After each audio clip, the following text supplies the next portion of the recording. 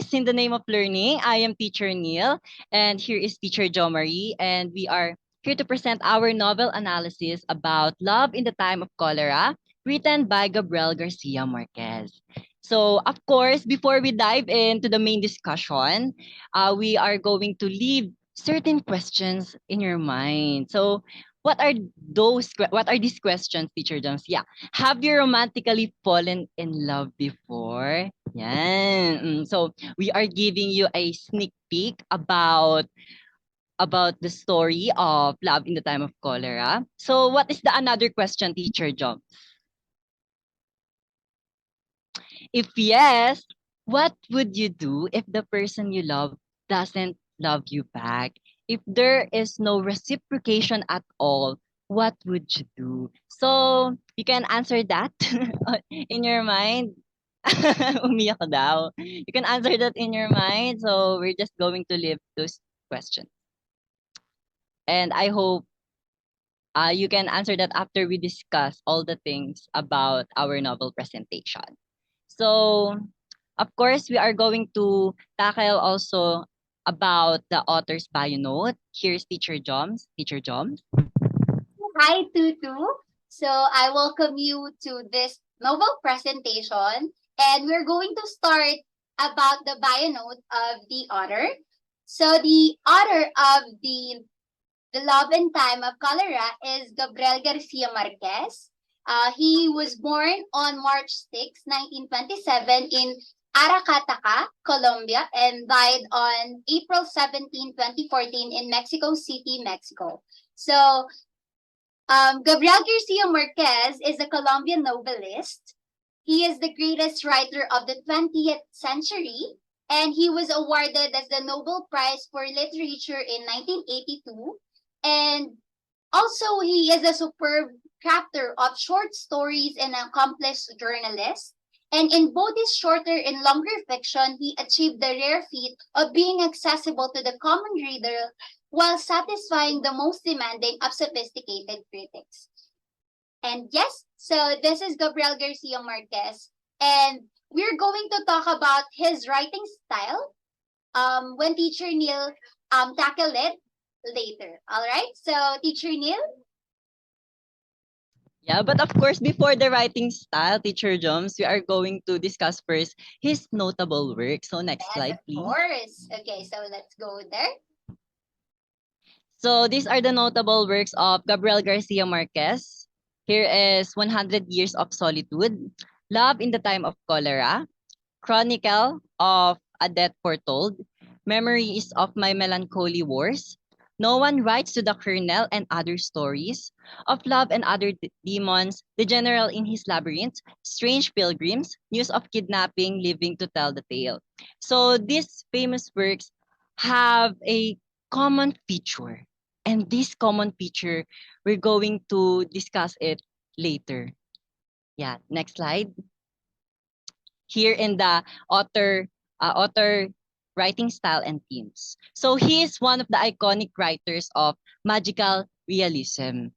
So later on, again, we're going to expand the understanding about magical realism. Is it about fairy tale stories? Does it start in Once Upon a Time? So later on, we're going to discuss that. But Gabriel Garcia Marquez works also revolve around love, death, greed, solitude, religion, decadence, independence, and imagination. And these particular themes are also present in the novel that we are going to tackle for today. Yeah, next slide, please. So of course, the literary genre of the Love in the Time of Cholera is magical realism. He applied magical realism where supernatural events slip into everyday life in the novel. However, the focus is not on the magical elements of the story. Interestingly, the supernatural elements do not surprise the characters or the readers since this happened in a realistic context. So, it clearly depicts that magical realism is not like a fairy tales. It does not start in once upon a time, and of course it doesn't highlight the magical elements, like it's part of the everyday life. So it is not the readers, and of course the characters in the novel are not surprised to the supernatural events that are happening within the novel. So based on our analysis, there are three significant events that feature magical realism in this novel. Number one is time is cyclical. Another one, the extraordinary parrot. And last one is the mysterious home of Jeremiah de Saint Amour's secret lover. So these particular events are the qualities that we have noted as part of, that influences magical realism in the novel. So let's move on to the next slide. Yan. Time is cyclical. Here's the textual evidence. At the age of 28, Dr. Juvenal Urbino had been the most desirable of bachelors. He had returned from a long stay in Paris. This is this is the um, this is the present time, but as we analyze, it jumped into the past, which is 3 days later in Paris. Dr. Juvenal Urbino received a telegram during supper with friends, and he toasted the memory of his father with champagne. So, in this particular part, the past and present coexist. Like they meet, and it forms a cyclical motion of time. Like in the page 71, or in that part, it starts in the present, but later on it presents the past time. So present and past time coexist. And another example to make it clear. Another one. For Mina, he said, I have waited for this opportunity for more than half a century to repeat to you once again my vow of eternal fidelity and everlasting love. So this happened during the funeral ceremony of Dr. Urbino, because he suddenly died in the first part of the novel. But in the second chapter, we could see here that the girls in his circle held secret letters to determine who could spend time with him, and he gambled on spending time with them until the day he met Fermina Daza, and his innocence came to an end. So in magical realism, it does not follow a linear plot structure. Like in chapter 1, it started in the past. But in chapter 2, here's the chapter 2, the page 38, the second textual evidence. Yeah. In chapter 2, it's the present time. So in in linear plot structure, if the novel will follow that, it should have started in the chapter 2, because that's the present time. But but since it started in the past, we're in chapter 1, that makes the time cyclical. Yeah. It's not a flashback, everyone, but it's part of the context in the novel. So how time is that's how time cyclical is in magical realism and in this particular novel. And I'm going to add more certain knowledge later on, because we are going to discuss it again in the plot. Next slide, please. Another feature.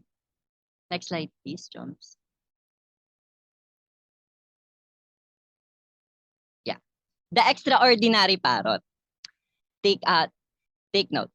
Dr. Urbino sat with him on the terrace in the patio, the coolest spot in the house, and he had summoned the most diligent reserves of his passion for pedagogy until the parrot learned to speak French like an academician. So I highlighted the particular sentence, like the parrot learned to speak French like an academician. Then, just for love of the labor, he taught him the Latin accompaniment to the mass and selected passages from the Gospel according to Saint Matthew. And he tried without success to inculcate in him a working notion of the four arithmetic functions. Yeah. Next slide. Those are the textual evidences that shows how extraordinary the parrot is in the novel. He played the songs of Yvette Gilbert and Aristide Bruant, who had charmed France during the last century, until the parrot learned them by heart. So let's proceed to another textual evidence. So in this particular part, the no. Get back. I'm not done yet, though. Ayun. The parrot learned to sing like a woman's voice. Yeah. So in here, we could depict that the capabilities of this parrot exceed those of any normal parrot. Although the parrot is visited by people who have heard of him, the parrot was never acknowledged as a creature with an almost magical talent. So as we read the novel, we didn't notice, oh, the parrot has an extraordinary talent. It seems that the parrot exceeds any normal parrot. So see, it is not obvious when when magical realism occurs. Next slide, please.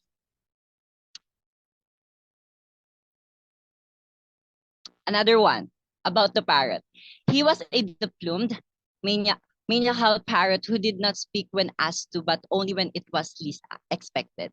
But then, he did so with a clarity and rationality that were uncommon among human beings. So here, the parrot is described as being humanoid. And these characteristics cannot be found in normal parrots.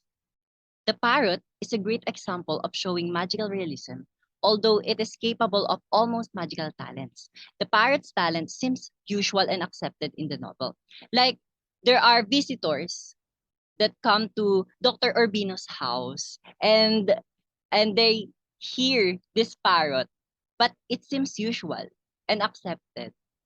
Like for them there is nothing extraordinary about the parrot.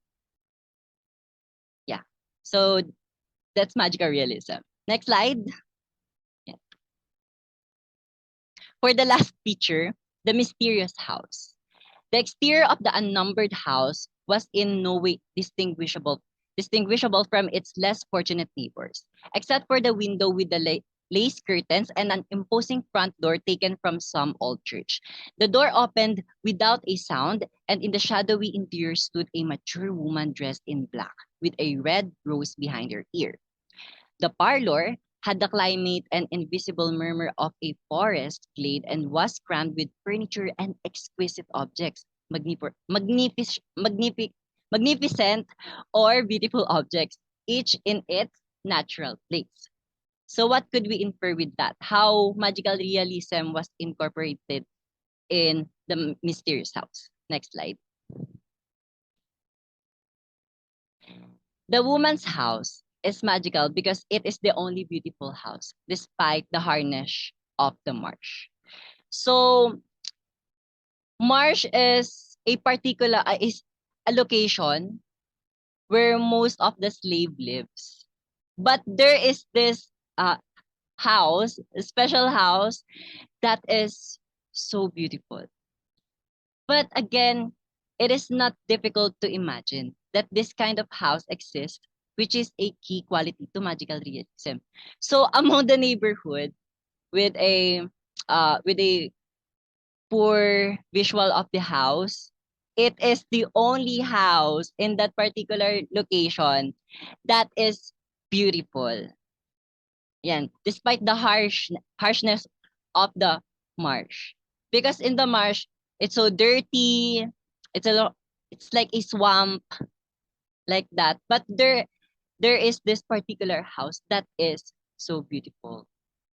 So that's the reason why it was called the mysterious house, and it is connected to magical realism. So next slide, please. Okay, thank you, Teacher Neil, for tackling about how magic realism does really apply in the novel. And right now, to start knowing more about the novel, we're going to talk about first the settings. All right, just to give you the overview of how the places or like the environment in the novel really describe or like where it is placed or like what really happening in the environment. So, first, the novel takes place between the late 1870s and the early 1930s in a South American community troubled by wars and outbreaks of cholera. And second, the mystery city, the city of Viceroys. The main setting, this is where most of the action or like the scene in the novel really takes place. And yeah, so it is a city on the banks of the Magdalena River on the Caribbean coast, bears a lot of resemblance to Cartagena, Colombia. Okay, so also this is where Florentino and Fermina Daza really lives in the novel, and this is where Fermina Daza really give back to his community because there is a lot of Caribbean refugees live in this mystery city where Fermina Daza helps in the novel, and also in the third setting in the story is the transient spaces. They are the very important in the novel because a lot of action also take place in these liminal zones, right?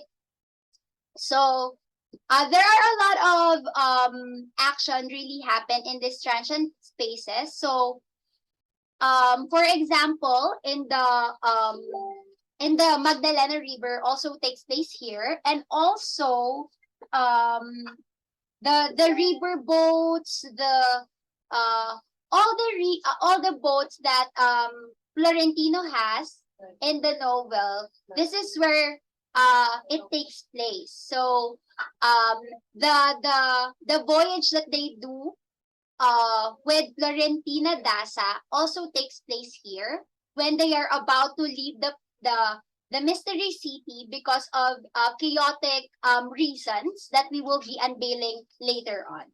So, yep. So this is the setting of the novel. All right. So let's go to the next slide. So yeah, here we're going to talk about the characters, and first we have here Florentino Arisa, which is the protagonist of the novel.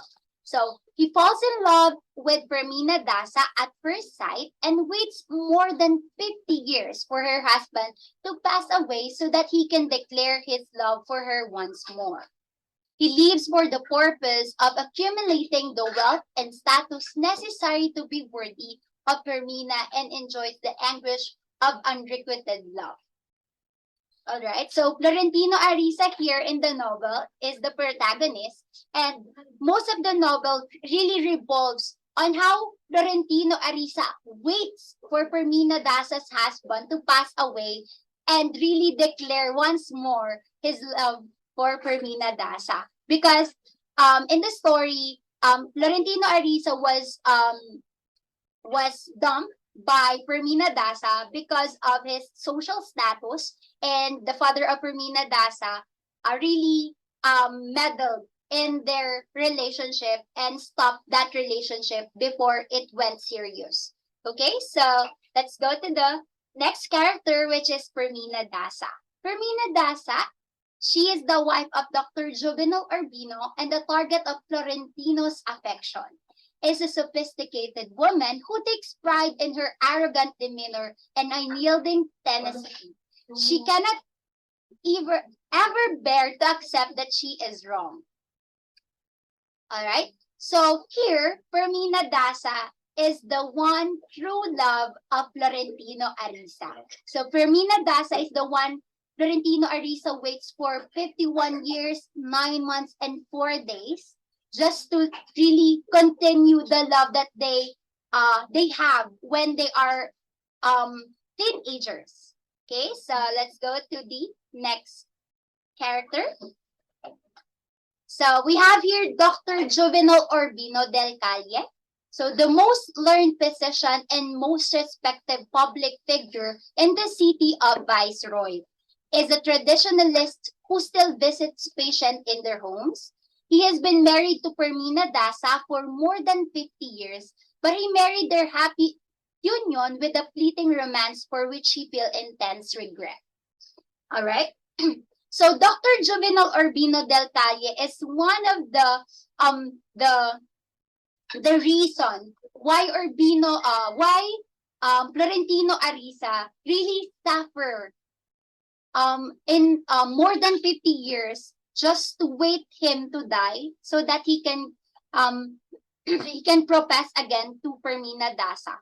So Dr. Juvenal Urbino del Calle is also the reason why the love of Florentino Ariza and Fermina Daza doesn't continue in when they are in their teenage years. All right, so let's go to the fourth character, which is Jeremiah de Saint Amour, a child photographer and the sole respectable chess opponent of Dr. Urbino. He commits suicide at the start of the book because he doesn't want to get old. All right, so Jeremiah de Saint Amour, um, bukod sa chess opponent siya ni Dr. Urbino in the novel, he is also a friend of Dr. Juvenal Urbino. And yep, it is true that he commits suicide because he doesn't want to get old. Because in the story, they are really have a bias when it comes to um what do you call this being old. They in the novel they really um not really give the right respect for those older people. All right, so that's why Jeremiah the Saint really commits suicide because of that. And next, Transito Arisa, the only person to whom Florentino ever confesses his deep love for Fermina is his devoted mother, Transito. So, yep, this is the mother of Florentino Arisa, and he is the one and the first person that Florentino let her know that uh, he really falls in love with Fermina Daza. And let's go to the next characters. Okay, we have here Lorenzo Daza. Just a quick background to this character. Lorenzo Daza is the father of Fermina Daza, and he is the one. He's the reason why their love doesn't continue at that time because he stopped Florentino Ariza to court or like to pursue Fermina Daza because of his social level. Um, okay, so we're just going to read through to the other characters. So we have here Helby Branda Sanchez, the best friend and older cousin of Fermina, who likewise has a troubled relationship. And next, we have here Aunt Escolastica. After the Fermina's mother dies, Escolastica helped raise Fermina. She boldly assists Fermina in communicating covertly with Florentino and is more of a friend than an aunt. So, just a quick background also in Aunt Escolastica. He is the one who really helped Florentino Ariza and Fermina Daza to communicate with each other when Lorenzo Daza sent Fermina Daza to a far place just to stop her having a relationship with Florentino. So let's go here. We also have Rosalba. Rosalba is a Florentino is certain that she is the one who kidnaps him one night, brings him into her hut, and steals her virginity. She is the catalyst for Florentino's sexual promiscuity and his conviction that by having intercourse with many different women, he may satisfy his longing for Fermina. So just to give you an overview of what happened on Florentino Ariza, he became a sexual addict when Fermina Daza dumped her. And this is his way to somewhat forget about Permina Dasa and just to deny his love for Permina Dasa. But as the time goes by, he realizes that he truly loves Permina Dasa, even though he met a lot of girls or like ladies in the past and have intercourse with them. So sexual intercourse with them. So we have here Ophelia Urbino. This is the sad daughter of Juvenal Urbino and Fermina Dasa. When she objects to her mother's courting of Florentino, Fermina exiles her from her house and calls love between elderly people as disgusting. All right. So lastly, we have here America Vicuna. The 14-year-old girl Florentino is given custody of by her parents and seduced despite its advanced age. She commits suicide after he abruptly and without explanation terminates their relationship.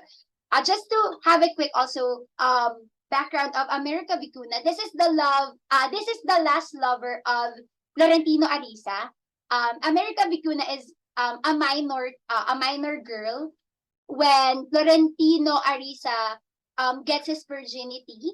And also this is the last lover of Florentino Arisa when she decided to continue to profess his love for Fermina Daza. So because of that, Florentino Arisa leaves this girl without explanation and just to continue the relationship with Fermina Daza. That's why he commits suicide. All right, so let's go to the next slide. Okay, Teacher Neil. Um, let's now discuss the plot of the novel. Magical realism, it has a non-linear plot structure, as I have mentioned a while ago. So the structure of the novel and its sporadic timeline also draws attention to the passage of time. The novel follows a non-linear structure, beginning with the death of Dr. Urbino. Like in the chapter 1, Dr. Urbino already died. And then moving back in time to tell of Florentino and Fermina's earlier love, that was happened in chapter 2.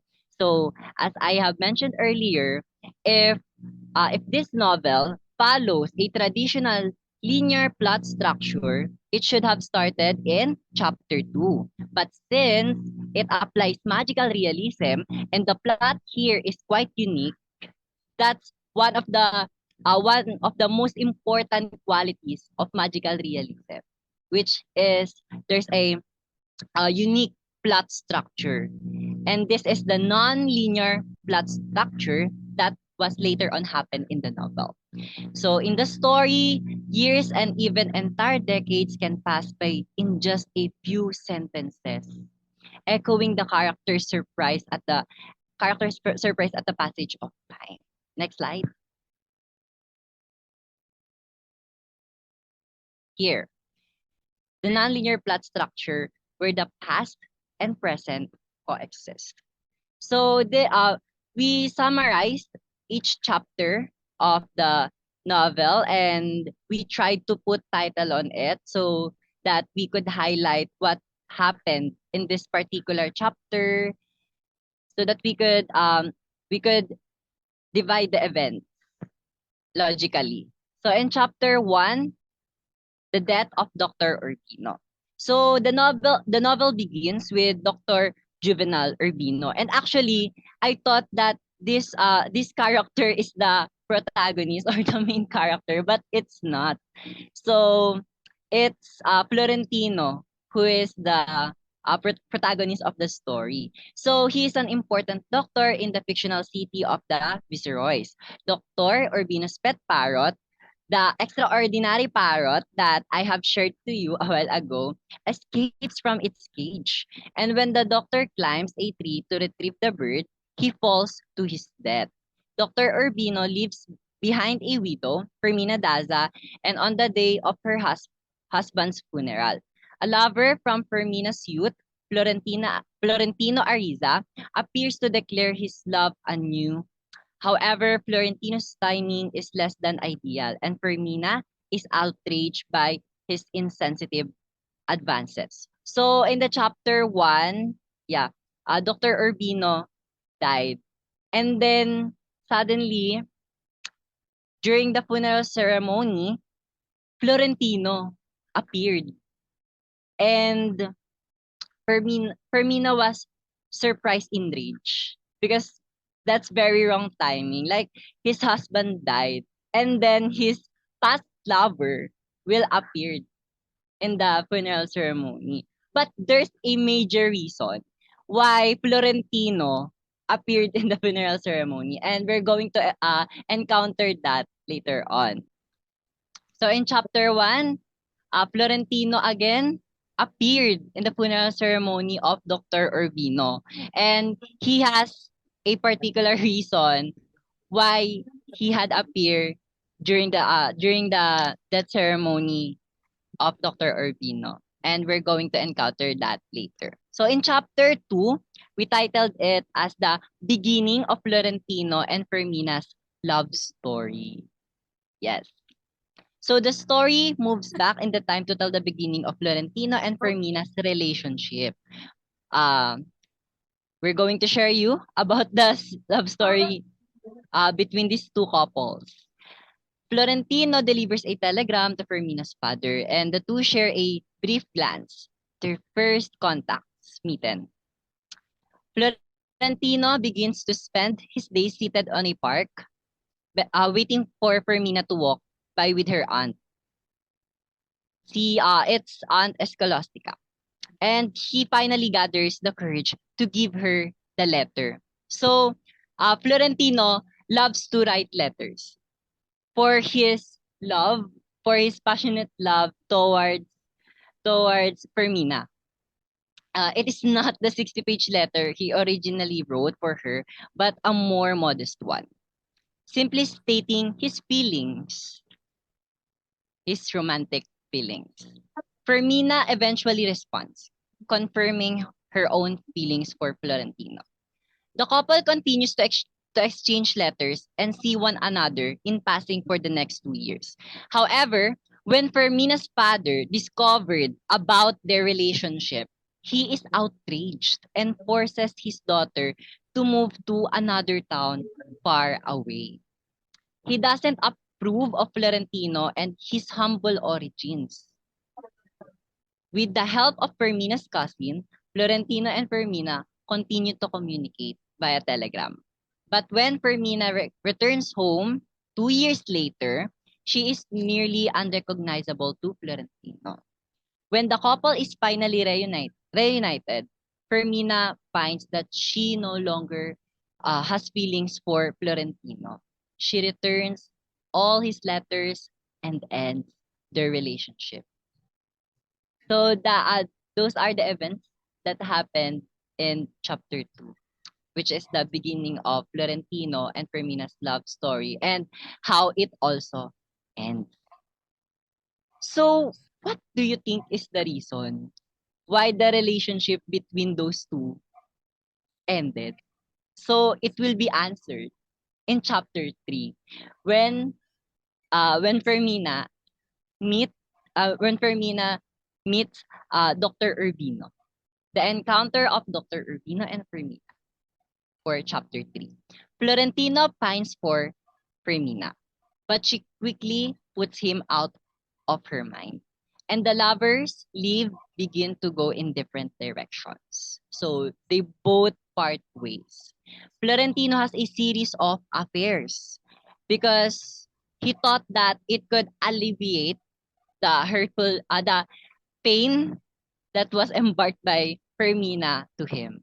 So although he promises himself he will wait for Fermina, on the other hand, Fermina is introduced to Dr. Juvenal Urbino, a man who is much admired in his community for his commitment to modernization and the eradication of cholera. So he's one of the doctors who contribute in eradicating cholera within the town. And Dr. Juvenal Urbino has a good background. He's part of the upper class. That's why is Fermina's father is very supportive to Dr. Juvenal Urbino. He wanted her daughter to marry Dr. Juvenal Urbino, not for love, but for the wealth of Dr. Juvenal Urbino. So when her father summons the doctor to uh, so where did where did they met? It's in Fermina's home. When her father summons the doctor to examine for a suspected case of cholera, Dr. Urbino is immediately smitten by Fermina. So Dr. Urbino examines Fermina if she has symptoms of cholera. But he get attracted to Fermina's beauty. And her father, the father of Fermina, is determined to see the two together for the wealth, not for love. Although Fermina is initially outraged by Dr. Urbino's pursuit, she eventually accepts his offer of marriage. So they get married in chapter 3. So, let's proceed to chapter 4. When Florentino learned, this is titled Florentino's Continuous Multiple Affairs. Like, he wanted to continuously cope up from that pain. So, he continuously have this multiple affairs. So, when Florentino learns of Fermina's engagement, he begins to dedicate his life to becoming a man worthy of her. His uncle helps Florentino to get a job with the River Company of the Caribbean. So, he wanted to beautify his image. And then, where he will spend the next 30 years working his way through every position in the company while continuing a chain of innumerable affairs. Throughout these affairs, which eventually come to 600 number 22 number of affairs, long-term liaisons, and countless other shorter relationships are also included in the 622 affairs. Florentino's feelings for Fermina do not change. He continues to convince himself that he is waiting for her and keeps his many encounters with other women a secret from Fermina. Fermina settles into married life with her new husband. The couple is not particularly happy, but they have children and remain committed to their relationship. So those are the events that happened in the chapter 4. So the continuous multiple affairs of Florentino, but he keeps thinking about Fermina. And then in chapter 5, we titled it Dr. Urbino and Fermina's Reconciliation.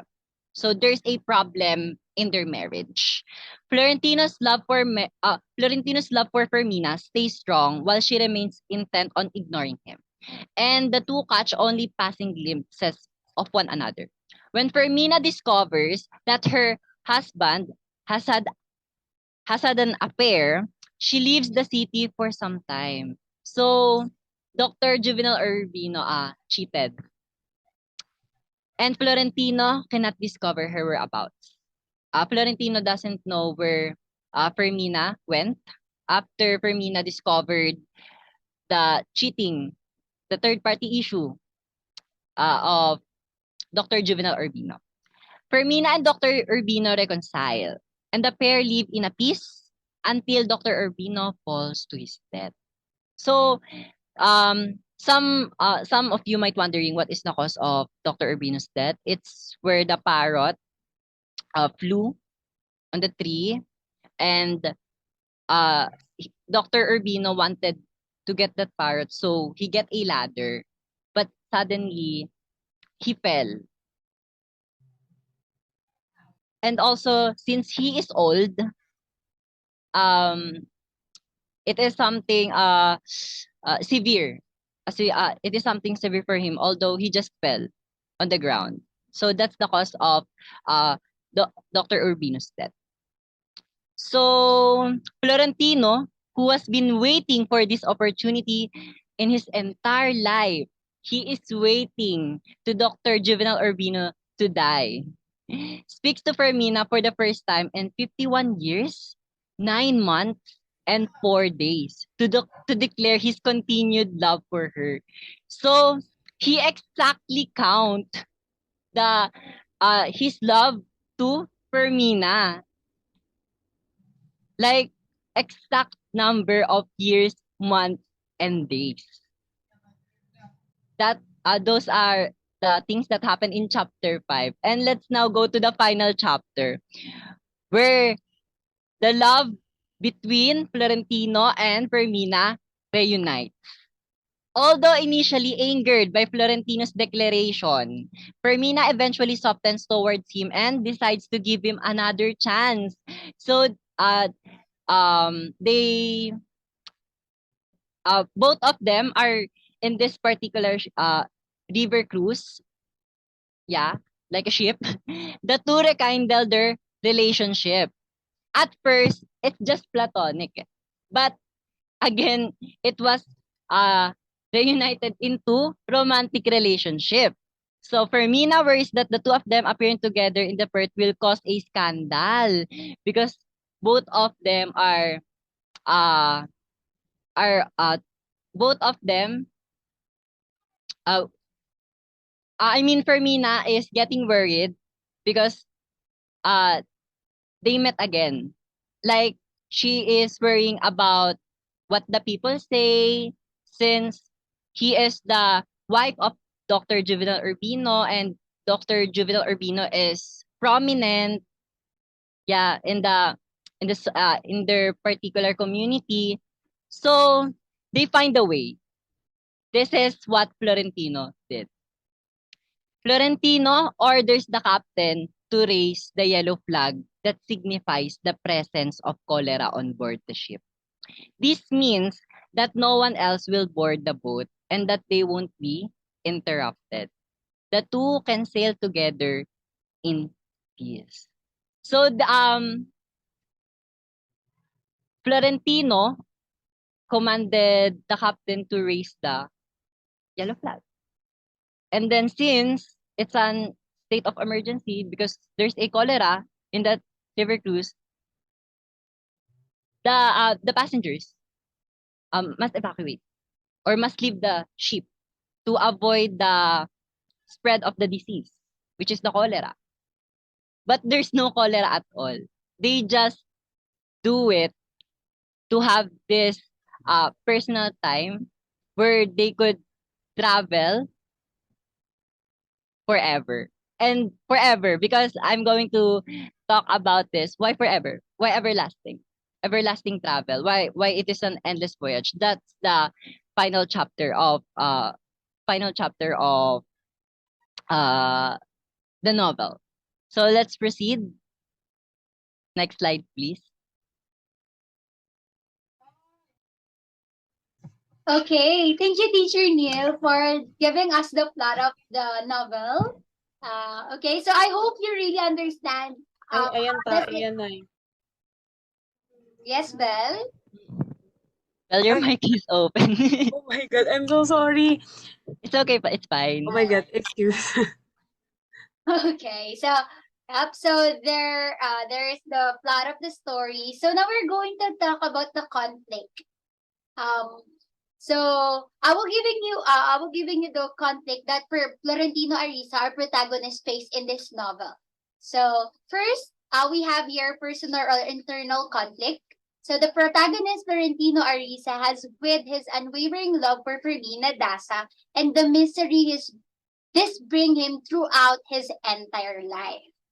Okay, so um in the novel, this is the very evident conflict that Florentino Arisa faced because exactly 51 years, 9 months and 4 days he waited.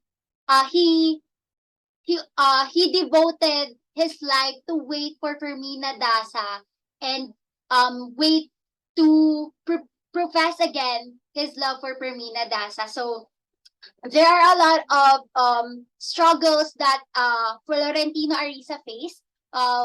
There is this one scene where Florentino Arisa really climbed up for his position in this shipping company where his friend helped him to become the president of this company and just to really make himself deserving again for Fermina Daza. So we have here the textual evidence. Fermina, he said, I have waited for this opportunity for more than a half a century to repeat to you once again my vow of eternal fidelity and everlasting love. You can see this on the chapter 1, which Florentino approached Fermina at her husband's wake just after most of the guests have departed. So, yep, after those years that he waited, this is where he again professes his love for Fermina Daza. So imagine that a person who waited really a long time just to reunite with his first love and his only one true love. All right, so let's go to the second conflict. We have here the marriage of Fermina and Dr. Juvenal Urbino. So we consider this as a conflict in the novel because um, yeah, as I said earlier, 51 years, 9 months, and 4 days. This is the time that Florentino Arisa waits. Um, in this span of more than 50 years of waiting, the marriage of Ermina and Dr. Juvenal Urbino went good, and because of this, Florentino Arisa has nothing to do with it, and he the only hope that he has with himself is that one day Dr. Juvenal Urbino will face his death and he can he can freely express or like confess his love once again. So just to justify that Vermina and Dr. Juvenal have a beautiful marriage, like a good marriage, we have here the textual evidence. They were together in silence like an old married couple, weary of life, beyond the pitfalls of fashion, beyond the brutal mockery of hope and the phantoms of disillusion, beyond love. For they have lived together long enough to know that love was always love, anytime and any place. But it was more solid the closer it came to that. So, yep. So, okay, let's go to the next conflict. We have here the compulsive sex that Florentino uses to cope up from unrequited love given by Fermina to him. So, as I said earlier, from the introduction of the characters, our protagonist here in the novel is became a sex addict after Fermina dumped him and to marry Dr. Juvenal Urbino. So, imagine waiting for 50, more than 50 years. This was the only way um, Florentino find his way to really cope up and um, really survive each day. So he became a sex addict, and a lot of ladies, uh, he have sexual intercourse back then. So just to have a sexual an evidence for you all, just to justify really our protagonist here experienced this compulsive sex as his painkiller. We have here at the height of pleasure, he had experienced a revelation that he could not believe, that he even refused to admit, which was that his illusory love for Fermina Daza could be replaced by an earthly passion. So you can see this line or like in the chapter 3 in reference to Florentino Arisa unexpected loss of virginity to Rosalba. Okay, Rosalba is the first lady that he had a sexual intercourse back then, and this is the realization that he has back when they do the sexual intercourse with Rosalba. All right, so let's go here. For the last conflict, we have here social classes. So Fermina Daza's father thinks he won't be good for his daughter because of Florentino's history as a telegrapher and his lack of other noteworthy accomplishments. So our protagonist here, Florentino, works as a telegrapher in the telegraph company where his mother works for. And yep, bukod sa magaling siya mag-play ng violin, there's nothing more he can do back then. So that's why Lorenzo Daza doesn't see him as a worthy man for his daughter. So we have here the textual evidence. Lorenzo Daza could not believe, not then, not ever, that his daughter knew nothing about her secret lover except that he worked as a telegraph operator and that he loved the violin. And we also have here Lorenzo Daza lowered his voice. Don't force me to shoot you, he said. Florentino felt his intestines filling with cold froth. But his voice did not tremble because he felt himself illuminated by the Holy Spirit. Shoot me, he said, with his hand on his chest. There is no greater glory than to die for love. So you can see this scene in the chapter 2 by the impassioned Florentino Arisa at the parish cafe, where Lorenzo Dasa forced him to talk with him just to settle this problem with his daughter. Okay, so yep. Resolution of the novel. So we noted two resolutions in the novel, which are the death of Dr. Urbino and the endless voyage. So in the death of Dr. Urbino, based on the textual evidence, Fermina, he said, I have waited for this opportunity for more than half a century to repeat to you once again my vow of eternal fidelity and everlasting love, Florentino said. So in this part, uh, this is where Florentino appeared during the death ceremony of Dr. Urbino.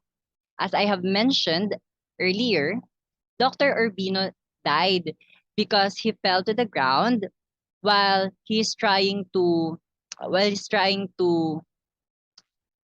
get or chase his parrot on the tree using the ladder. And then unfortunately he fell, and that's the cause why Dr. Urbino died. And this was the moment where Florentino has been waiting for, which is the death of Dr. Urbino. He really waited for this opportunity so that he could see again his greatest love, which is Fermina. So when he attended to the death ceremony of Dr. Urbino, he expressed his eternal fidelity and everlasting love. Like, although there are lots of rejections that Fermina gave to him rather, and it causes pain to his heart and suffering emotionally, but still he persisted. Like he really waited for this opportunity. So the death of Dr. Urbino becomes the way so that he could approach Fermina again for another time. After for a long, long time that they did not see each other. That's the first resolution. I hope you are still with me, everyone. Another one is the endless voyage. So let me read the textual evidence first before I expound. The ship would be quarantined. It would hoist the yellow flag and sail in a state of emergency. Besides, many times in the history of the river, the yellow plague flag had been flown in order to evade taxes, or to avoid picking up an undesirable passenger, or to elude inopportune inspections. Florentino reached for Fermina Daza's hand under the table. Well then, he said, let's do that. So in this particular scene, this is the ending of the novel. Because they they met again in the ship, but their feelings to each other is not that deep. It's not that deep like before, like during their youth. So in this part, there is a reuniting presence between Florentino and Fermina.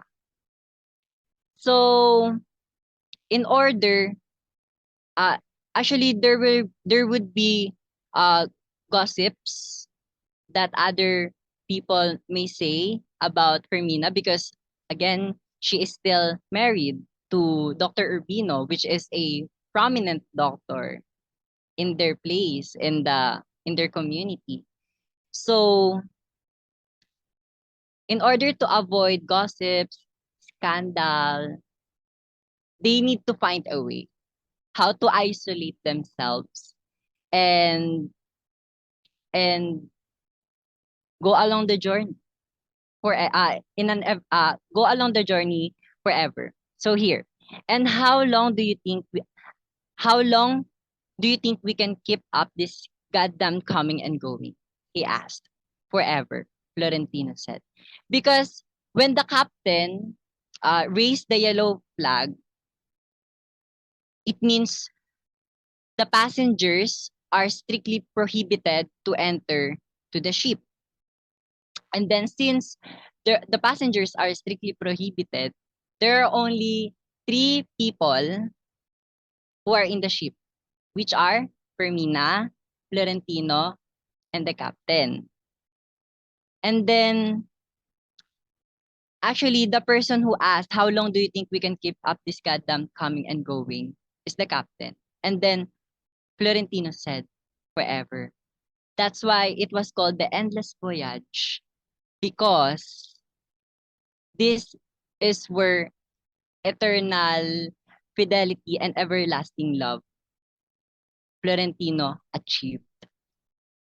Like, do you remember what I have said earlier uh in the time where Dr. Urbino died and then Florentino suddenly appeared? He wanted to express his eternal fidelity and everlasting love. But at the end of the story, it was achieved through the endless voyage, through uh an everlasting journey with Fermina in that cruise ship. Yeah, that's the resolution. I hope it's clear. Am I clear, everyone? Like, are you getting the point? Okay, thank you. And next slide, please. There. Thank you, Teacher Neil, for giving us the resolution of the novel.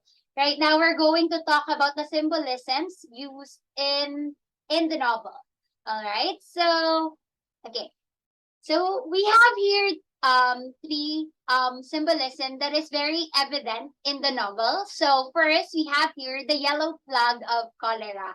So this scene you can refer it to the latter part of the novel, which was when the captain raises the yellow flag to announce to other ports that there is a case of cholera aboard.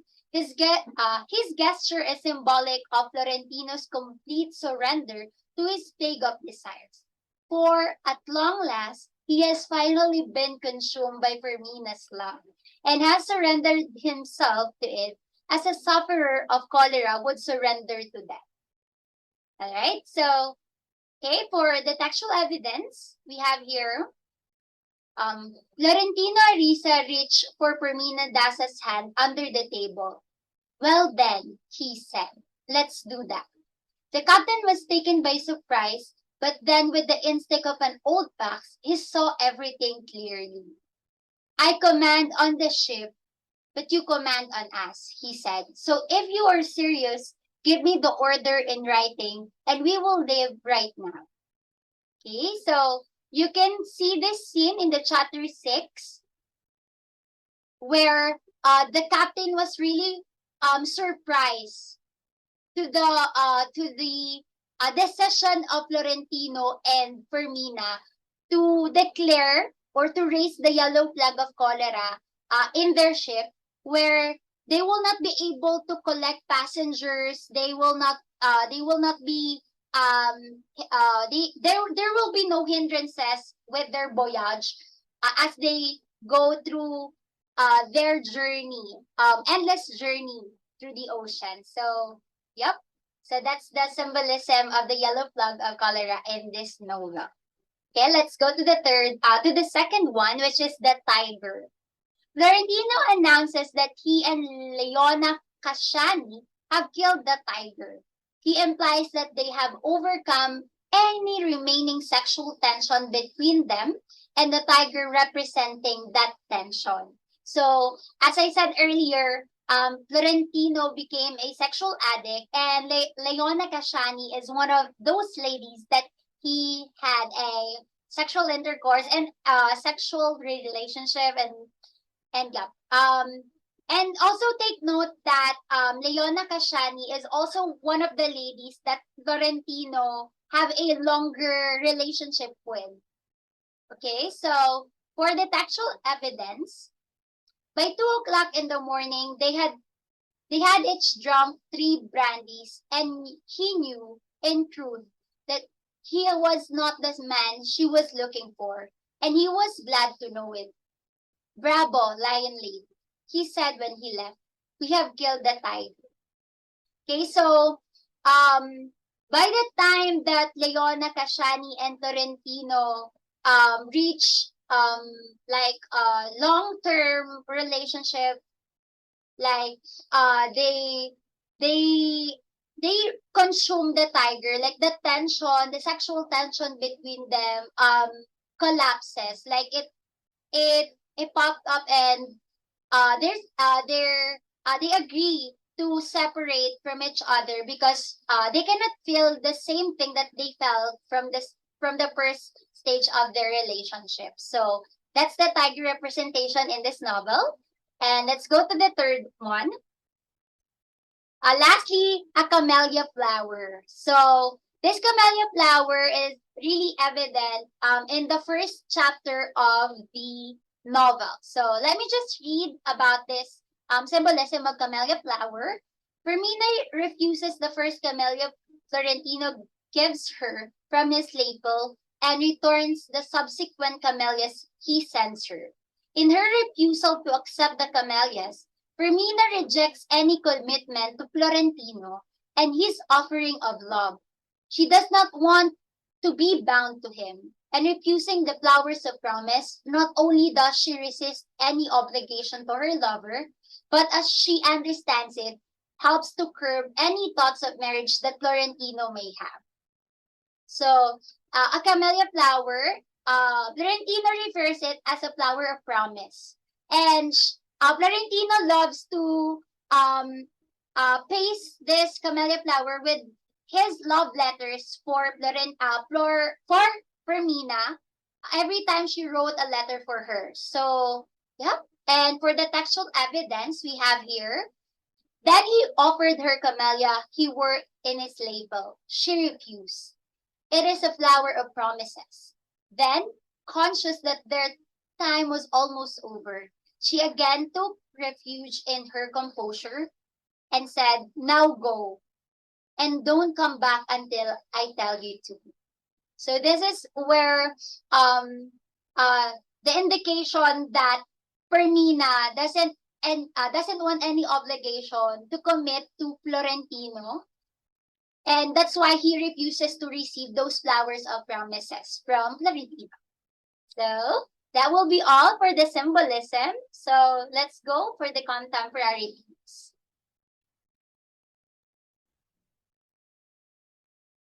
Okay, let's now proceed to the contemporary themes. We have 3 contemporary themes, but this is the first one.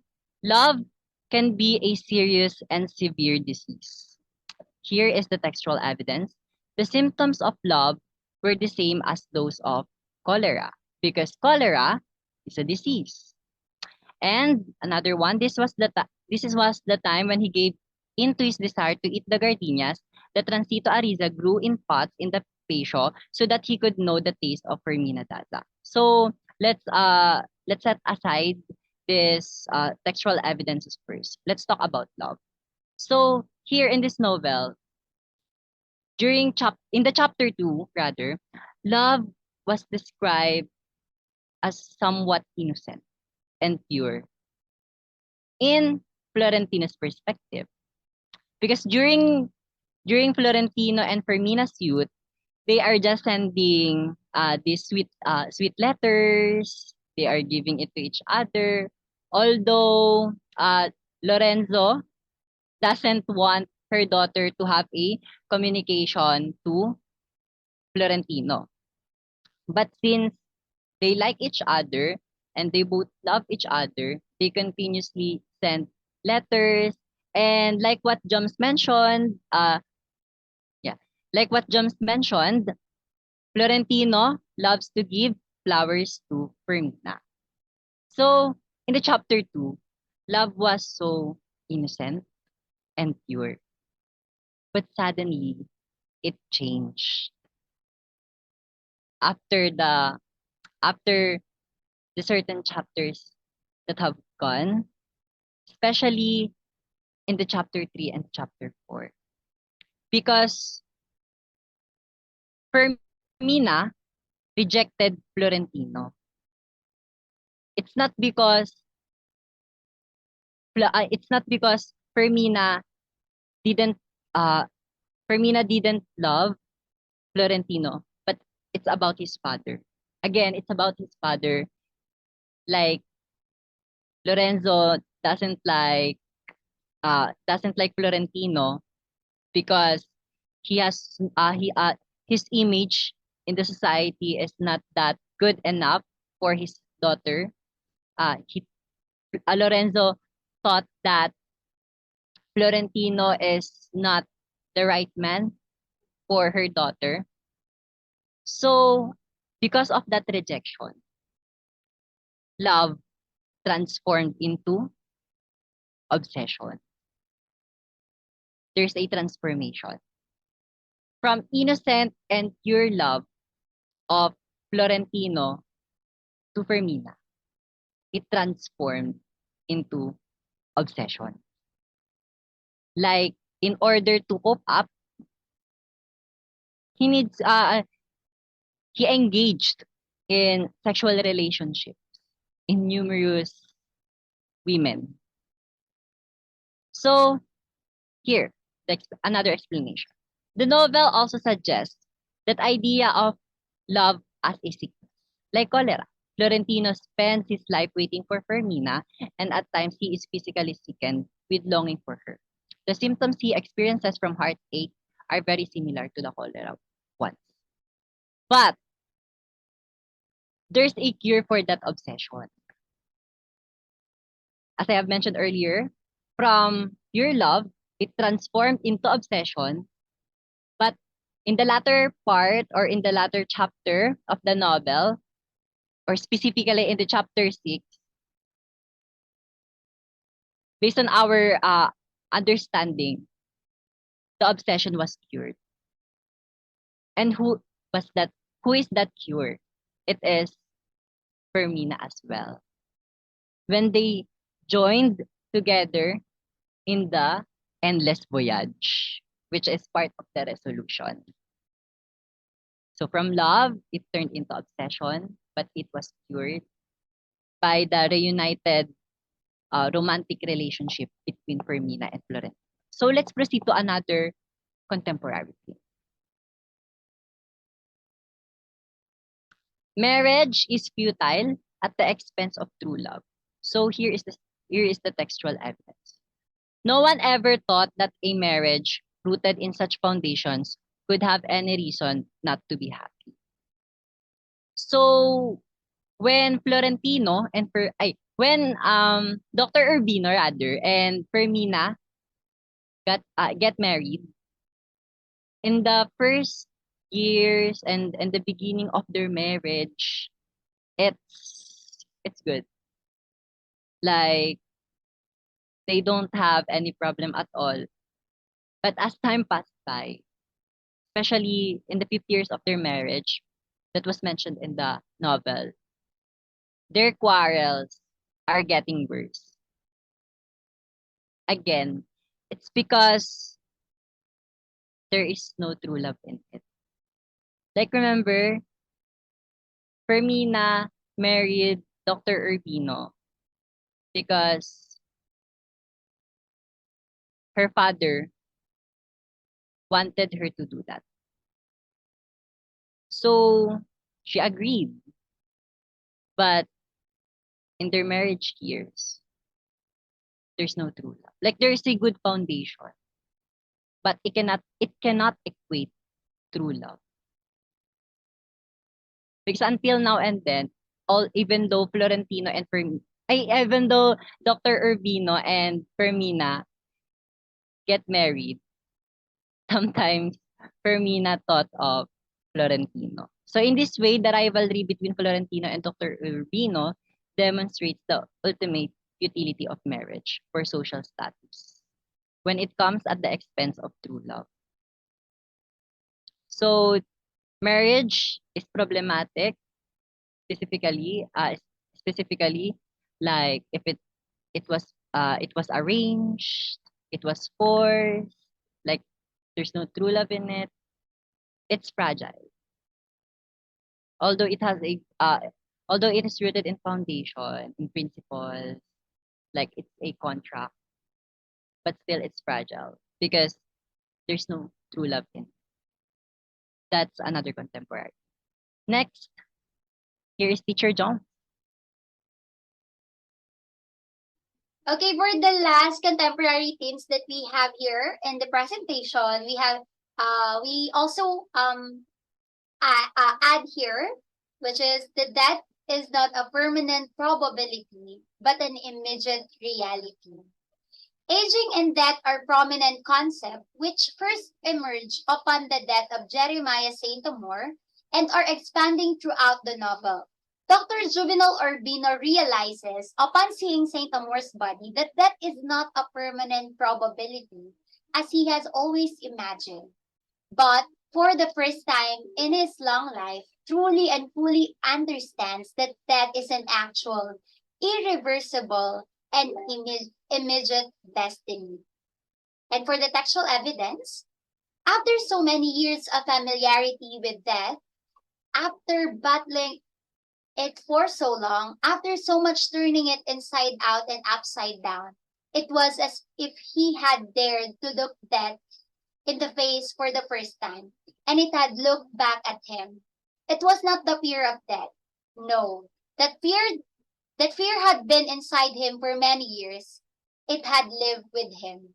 It had been another shadow cast over his own shadow over since the night he awoke, shaken by a bad dream and realized that death was not only a permanent probability, as he had always believed, but an immediate reality. So as we all know, as we introduces Dr.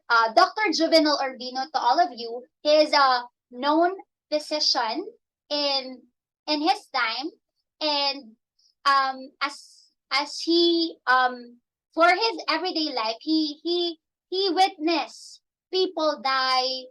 He witnessed that every day, and as he experienced it every day, and once his friend's body, which is Saint Amour's dead, he realizes that that is really an immediate reality, and you can do anything about it because it really it really happened, and you cannot reverse it, even though that person is the one that you really love the most. If that person is your friend, your relative, you cannot change everything when it comes to that. So, yep, that is one of our contemporary themes for this Nova. Teacher Neil? Of course, we are not going only to talk about love. We are going also to incorporate historical context. So let's proceed to another slide, which are the post-colonial events mentioned in the novel. The first one is the Banana Massacre. So it was a real event. Like it happened in the novel, but at the same time, it happened in real life. Remember that Gabriel Garcia Marquez is also a post-colonial writer. So there are post-colonial events that were incorporated in this novel. So we took note of that. So here's the textual evidence. Old, fat, and contented. She had arrived in the company of her oldest son, who, like his father, had been a colonel in the army but had been repudiated by him because of his contemptible behavior during the massacre of the banana workers in San Juan de la Cienaga. So again, this is it is evident that this banana massacre is realistic based on our research. Because the banana massacre, as it is known in English, really happened. On December 6, 1928, the Colombian government sent in military forces to end a strike of banana workers for the United Fruit Company. An unknown number of workers died, but estimates range from 47 to 2,000 casualties. And as far as I know, one of the reasons why banana massacre happened, it's because the workers are underpaid. Yeah. S- So that's one of the reasons. So it's a post-colonial event that was indicated in the novel. So there's another one, Teacher John.